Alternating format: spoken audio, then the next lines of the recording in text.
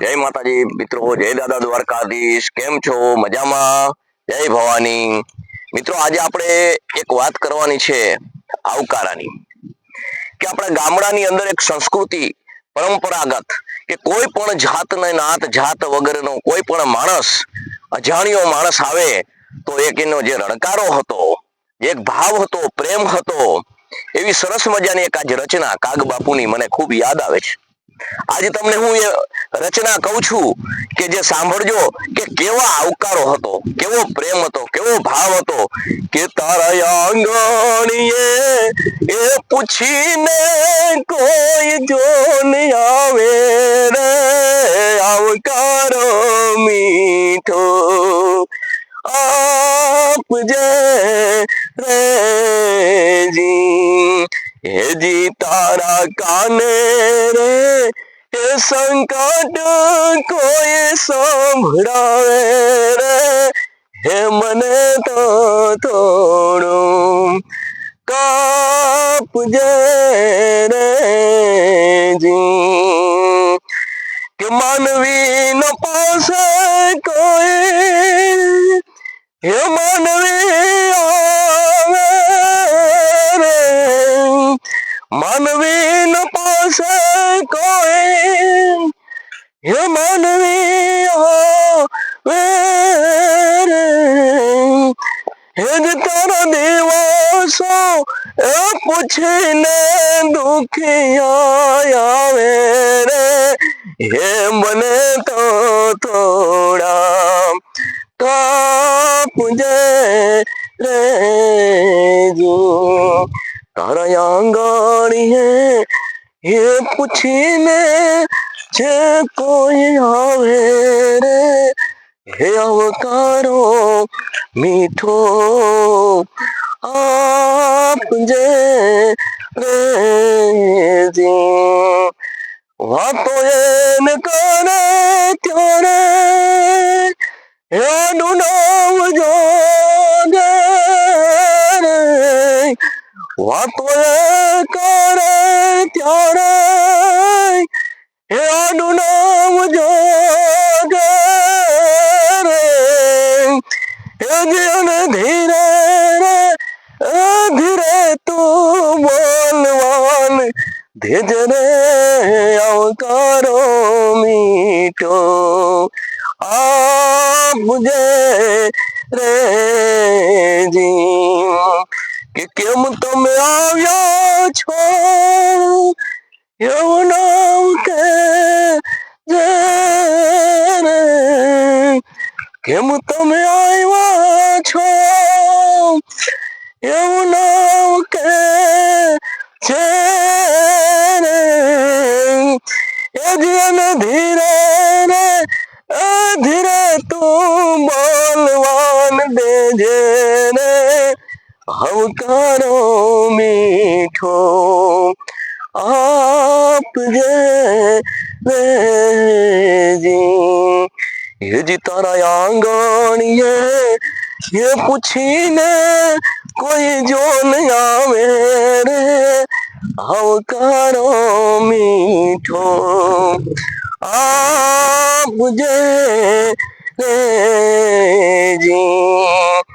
વાતો એની સાંભળીને આનું નામ જોજે રે, વાતો એની સાંભળતા રે આનું નામ જોજે રે, એ જીવન ધીરે રે ધીરે તું બોલવાન દેજે રે, હે આવકારો મીઠો આપજે રેજી.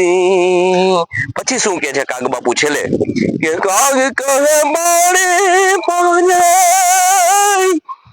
અને ભેરો બેહી ખાજે રે, કાગ કહે પાણી પાજે અને ભેરો બેહી ખાજે રે, કે પછી એને ઝાપા રે સુધી તું વણવાન જાજે રે આવકારો મીઠો આપજે રેજી હેજી તારા આંગણીએ એ પૂછીને કોઈ જો નહીં આવે રે આવકારો મીઠો આપજે જી એ તારા દિવસો એ પૂછીને દુખિયા આવે રે હે બને તો થોડા કાપજે જી. કેવું પરંપરા હતી આપણા કે તારા આંગળીએ કોઈ આવે તો આવકારો મીઠો આપજે.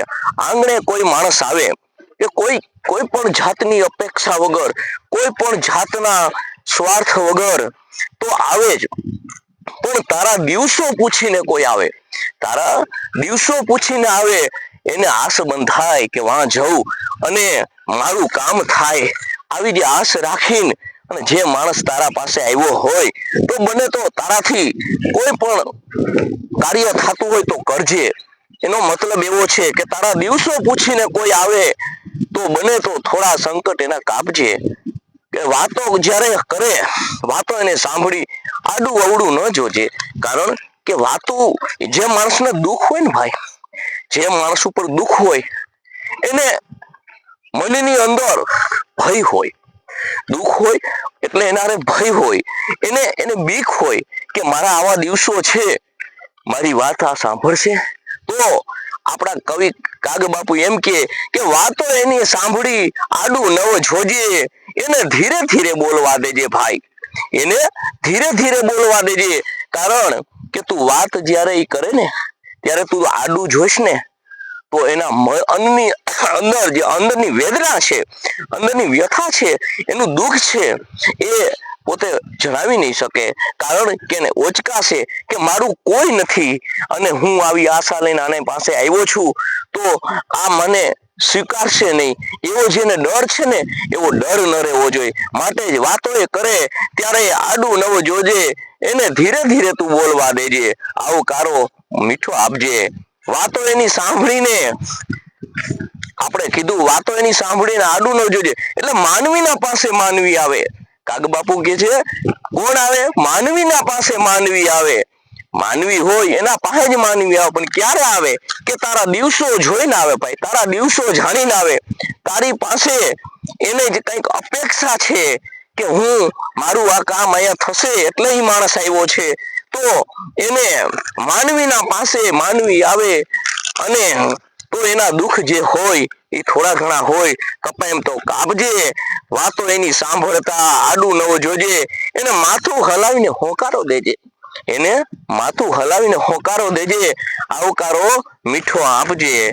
કાગ કહે પાણી પાજે, કાગ કહે પાણી પાજે, ભેગો બેહી ખાજે, કાગ કહે પાણી પાજે, ભેગો બેહી ખાજે, અને એને ઝાપા હુંધી વળાવા જાજે. જે માણસ તારી આગળ જે આશ લઈને આવ્યો છે, આપણી સંસ્કૃતિ જે ભારતીય સંસ્કૃતિ છે એ પ્રમાણે એ વિચારસરણી લઈને આવ્યો છે. કારણ કે માણસ માણસને ઓળખે એવો તારા ઉપર વિશ્વાસ રાખીને આવ્યો છે, એને તું નિભાવજે. આવી સરસ મજાની કાગબાપુની રચના હતી, એની મેં તમે વાત કરી. હવે આપને કેવું લાગ્યું એ જણાવજો અને લાઈક કરજો, શેર કરજો, સબસ્ક્રાઇબ કરજો અને આપને કોમેન્ટ કરજો. મિત્રો, જય દાદા દ્વારકાધીશ, જય માં ભવાની.